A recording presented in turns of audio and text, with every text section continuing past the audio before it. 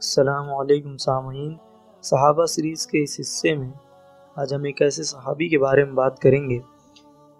جو حضرت عمر فاروق رضی اللہ عنہ کے زمانے میں اس اسلامی فوج کے سپہ سالار تھے جس کے آگے روم و فارس کی سلطنتیں گھٹنے ٹیک دیتی تھیں اور اسلام دنیا کے نقشے پر تیزی سے چھا رہا تھا۔ یہ صحابی پاکیزہ روح، خوش شکل، لاغر اندام اور سبق رفتار شخصیت کے مالک تھے۔ انہیں دیکھ کر آنکھوں کو راحت ملتی اور ان سے مل کر روح کو سکون اور دل کو قرار میسر آتا تھا۔ علاوہ ازیں وہ بے حد خوش اخلاق، منکسر المزاج اور شرم و حیا کے پیکر تھے، لیکن جب کوئی سخت معاملہ پیش آتا یا کوئی کٹھن گھڑی سامنے آتی تو وہ ایک بپھرے ہوئے شیر کی مانند نظر آتے۔ وہ رونق و صفائی اور تیزی اور کاٹ میں تلوار کی دھار کے مشابہ تھے۔ یہ امت محمد صلی اللہ علیہ وسلم کے امین حضرت ابو عبیدہ عامر بن عبداللہ بن جراح فہری قرشی ہیں۔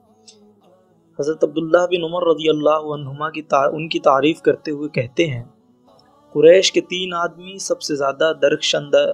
درخشندہ رو، سب سے زیادہ خوش اخلاق اور سب سے زیادہ باحیا ہیں۔ اگر وہ تم سے بات کریں گے تو کبھی جھوٹ نہیں بولیں گے، اور اگر تم ان سے بات کرو گے تو کبھی تمہاری تکذیب نہیں کریں گے۔ وہ ہیں ابو بکر صدیق رضی اللہ عنہ، عثمان بن عفان رضی اللہ عنہ اور ابو عبیدہ بن جراح رضی اللہ۔ حضرت ابو عبیدہ رضی اللہ عنہ السابقون الاولون میں سے تھے۔ وہ حضرت ابو بکر رضی اللہ عنہ کے مسلمان ہونے کے دوسرے دن انہی کے دست مبارک پر مشرف و اسلام ہوئے۔ حضرت ابو بکر ان کو، حضرت عبد الرحمن بن عوف کو، حضرت عثمان بن مظعون کو اور حضرت ارقم بن ابی ارقم کو لے کر نبی کریم صلی اللہ علیہ وسلم کی خدمت میں حاضر ہوئے اور ان لوگوں نے آپ کے روبرو کلمہ حق کا اعلان کیا۔ یہ لوگ بنیاد کی وہ خشت اولین تھے جس پر اسلام کی عظیم الشان عمارت تعمیر کی گئی۔ اگرچہ حضرت ابو عبیدہ بن جراح رضی اللہ عنہ نے مکے میں رہتے ہوئے شروع سے آخر تک ان شدید ترین آزمائشوں کو برداشت کرتے ہوئے زندگی گزاری جن میں مسلمانوں کو مبتلا کیا گیا، انہوں نے ابتدائی مسلمانوں کے ساتھ مصائب و آلام کی جو سختیاں جھیلی روئے زمین پر کسی دین کے متبعین نے نہ جھیلی ہوں گی۔ انہوں نے بڑی پامردی اور عزم و حوصلے کے ساتھ ان ابتلاؤں کا مقابلہ کیا اور ہر موقع پر خدا اور اس کے رسول صلی اللہ علیہ وسلم کے ساتھ سچی محبت کا ثبوت دیا۔ لیکن غزوہ بدر کے موقع پر وہ جس آزمائش میں مبتلا ہوئے اس کی سختی ہر خیال و تصور سے بالاتر تھی۔ وہ جنگ بدر میں صفوں کے درمیان اس طرح بڑھ بڑھ کر اور پینترے بدل بدل کر حملے کر رہے تھے جیسے ان کو نہ تو موت کا کوئی ڈر ہے نہ ہلاکت کا کوئی اندیشہ۔ ان کے حملوں نے مشرکین پر ان کی ہیبت طاری کر دی اور قریش کے بڑے بڑے سورما ان کا سامنا کرنے سے کترانے لگے، لیکن ان میں سے ایک شخص تھا جو ہر وقت ان کا سامنا کرنے کی کوشش کرتا اور ہر موقع پر ان کے بالمقابل آ جاتا، مگر وہ اس کے راستے سے ہٹ جاتے اور اس کے ساتھ مقابلہ کرنے سے پرہیز کرتے۔ وہ شخص بار بار ان کے اوپر حملہ آور ہوتا اور ہر بار کترا کر دوسری طرف نکل جاتے۔ آخرکار اس نے ان کے لیے سارے راستے مسدود کر دیے، ان کے سامنے آ کھڑا ہوا اور ان کے دشمنوں کے درمیان حائل ہو گیا۔ جب اس کی یہ حرکتیں حضرت ابو عبیدہ بن جراح رضی اللہ عنہ کی قوت برداشت سے باہر ہو گئی تو انہوں نے اس کے سر پر تلوار کا ایک بھرپور ہاتھ مارا۔ اس کی کھوپڑی کے 2 ٹکڑے ہو گئے اور وہ بے جان ہو کر زمین پر گر پڑا۔ قارئین کرام یہ اندازہ لگانے کی کوشش نہ کریں کہ مرنے والا شخص کون ہوگا۔ میں پہلے ہی بتا چکا ہوں کہ غزوہ بدر کے موقع پر حضرت ابو عبیدہ رضی اللہ عنہ کا امتحان ہر قسم کے خیال و گمان سے بلند تھا۔ آپ کا سر چکرا جائے گا جب یہ بات آپ کے علم میں آئے گی کہ حضرت ابو عبیدہ رضی اللہ عنہ کے ہاتھ سے مارے جانے والا شخص کوئی اور نہیں، خود ان کے والد عبداللہ بن جراح تھے۔ انہوں نے اپنے والد کو نہیں، ان کی شخصیت میں پائے جانے والے کفر کو قتل کیا تھا۔ اس موقع پر اللہ تعالیٰ نے حضرت ابو عبیدہ رضی اللہ عنہ اور ان کے والد کے متعلق قرآن نازل کرتے ہوئے فرمایا، اعوذ باللہ من الشیطان الرجیم، لا تجد قوما يؤمنون بالله واليوم الآخر يوادون من حاد الله ورسوله ولو كانوا آباءهم أو أبناءهم أو إخوانهم أو عشيرتهم أولئك كتب في قلوبهم الإيمان وأيدهم بروح منه ويدخلهم جنات تجري من تحتها الأنهار خالدين فيها رضي الله عنهم ورضوا عنه أولئك حزب الله الا ان حزب اللہ هم المفلحون۔ تم کبھی نہ پاؤ گے کہ جو لوگ اللہ اور آخرت پر ایمان رکھنے والے ہیں وہ ان لوگوں سے محبت کرتے ہوں جنہوں نے اللہ اور اس کے رسول کی مخالفت کی ہے، خواہ وہ ان کے باپ ہوں یا ان کے بیٹے یا ان کے بھائی یا ان کے اہل خاندان، یہ وہ لوگ ہیں جن کے دلوں میں اللہ نے ایمان کو ثبت کر دیا ہے اور اپنی طرف سے ایک روح عطا کر کے ان کو قوت بخشی ہے۔ وہ ان لوگوں کو ایسی جنتوں میں داخل کرے گا جن کے نیچے نہریں بہتی ہوں گی، ان میں وہ ہمیشہ رہیں گے۔ اللہ ان سے راضی ہوا اور وہ اللہ سے راضی ہوئے۔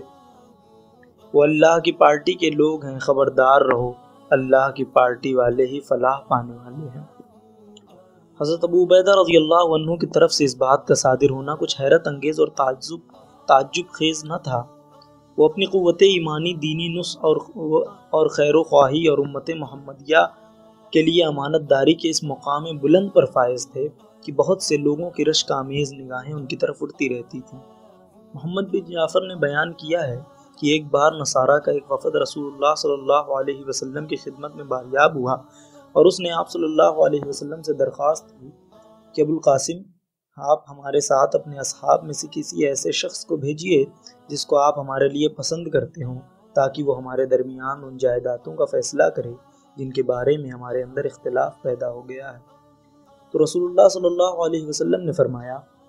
کہ تم دن کے وقت مجھ سے ملو، میں تمہارے ساتھ ایک قوی امین کو روانہ کروں گا۔ حضرت عمر رضی اللہ عنہ کہتے ہیں کہ میں ظہر کی نماز کے لیے بہت سویرے پہنچا۔ اس روز کی طرح میرے دل میں عمارت کی کبھی خواہش نہیں پیدا ہوئی تھی، اور عمارت کی یہ خواہش میرے دل میں صرف اس وجہ سے پیدا ہوئی تھی کہ ممکن ہے رسول اللہ صلی اللہ علیہ وسلم کے بیان کردہ وصف کا میں ہی مصداق ٹھہروں۔ جب رسول اللہ صلی اللہ علیہ وسلم نماز سے فارغ ہو کر اپنے دائیں بائیں دیکھنے لگے تو میں اچک کر خود کو نمایاں کرنے لگا تاکہ آپ کی نظر میرے اوپر پڑ سکے، لیکن آپ میری طرف متوجہ ہونے کے بجائے اپنی نگاہوں کو مجمع کے درمیان گردش دیتے رہے، یہاں تک کہ آپ صلی اللہ علیہ وسلم کی متجسس نظریں ابو عبیدہ رضی اللہ عنہ پر جا کر ٹک گئیں۔ آپ صلی اللہ علیہ وسلم نے ان کو اپنے پاس بلایا اور اہل وفد کی طرف اشارہ کرتے ہوئے فرمایا، ان کے ساتھ جاؤ اور ان کے درمیان پیدا شدہ نزاعی معاملے کا برحق اور مبنی بر انصاف فیصلہ کر دو۔ دیکھ کر میں نے اپنے دل میں کہا، ابو عبیدہ اس فضیلت کو لے اڑے۔ حضرت ابو عبیدہ رضی اللہ عنہ صرف صفت امانت ہی سے متصف نہ تھے، وہ امانت داری کے ساتھ ساتھ زبردست قوت ایمانی کے مالک بھی تھے، اور بہت سے مواقع پر ان کی اس قوت کا اظہار بھی ہو چکا تھا۔ اس قوت کا اظہار خاص کر اس وقت ہوا تھا جب رسول اللہ صلی اللہ علیہ وسلم نے صحابہ کرام کا ایک دستہ قریش کے تجارتی قافلے سے تعرض کرنے کے لیے روانہ فرمایا اور حضرت ابو عبیدہ رضی اللہ عنہ کو اس کا مقرر امیر فرمایا۔ روانگی کے وقت آپ نے کھجوروں سے بھری ہوئی ایک تھیلی ان کے حوالے کی تھی، انہیں زیادہ سفر کے طور پر دینے کے لیے اس وقت اس کے علاوہ دوسری کوئی چیز آپ صلی اللہ علیہ وسلم کو میسر نہ تھی۔ حضرت ابو عبیدہ رضی اللہ عنہ اپنے ساتھیوں میں سے ہر ایک کو روز ایک ایک کھجور دیتے اور ہر شخص اس کھجور کو چوستا اور اس اوپر سے پانی پی لیتا تھا، اور یہی اس کے پورے دن کی خوراک ہوتی تھی۔ ان کی قوت ایمانی کا اظہار اس وقت بھی ہوا تھا جب غزوہ احد کے موقع پر مسلمانوں کو شکست اور ان کے میدان چھوڑ کر بھاگ جانے کے بعد مشرکین پیہم آوازیں لگا رہے تھے، ہمیں بتاؤ محمد کہاں ہیں، بتاؤ ہمیں کہاں ہیں محمد۔ تو حضرت ابو عبیدہ رضی اللہ عنہ ان 10 افراد میں سے ایک تھے جنہوں نے رسول اللہ صلی اللہ علیہ وسلم کی حفاظت کے لیے ان کو چاروں طرف سے اپنے گھیرے میں لے رکھا تھا تاکہ آپ صلی اللہ علیہ وسلم کی طرف بڑھنے والے مشرکین کے نیزوں کو اپنے سینوں پر روک لیں۔ جنگ ختم ہوئی تو آپ صلی اللہ علیہ وسلم کے سامنے کے 2 دانت شہید ہو چکے تھے، پیشانی مبارک زخمی ہو گئی تھی اور رخسار مبارک میں خود کی کڑیاں چپ گئی تھیں۔ حضرت ابو بکر رضی اللہ عنہ نے ان کو رخسار مبارک سے نکالنا چاہا تو حضرت ابو عبیدہ رضی اللہ عنہ نے انہیں قسم دے کر کہا کہ میں یہ کام